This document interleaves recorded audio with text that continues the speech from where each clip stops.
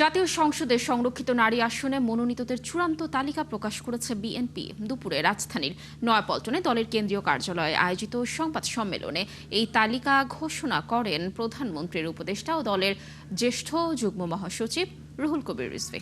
বাংলাদেশ সরকারের প্রধানমন্ত্রীর সভাপতিত্বে অনুষ্ঠিত মনোনয়ন বোর্ড সর্বসাকুল্যে ৩৬ জনকে নির্বাচিত করেছেন। হেলেন জেরিন খান, আব্দুল লতিফ খান, নিরুফার চৌধুরী মনি, নজরুল ইসলাম চৌধুরী, নিপুণ রায় চৌধুরী, পিতা নিতাই রায় চৌধুরী, জিবা আমিন খান,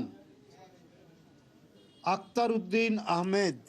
বিএনপি এবং বিএনপির জোট থেকে যাদেরকে সিলেকশন করা হয়েছে, নির্বাচিত করা হয়েছে, তাদের নাম আমি এখানে পাঠ করে শোনালাম।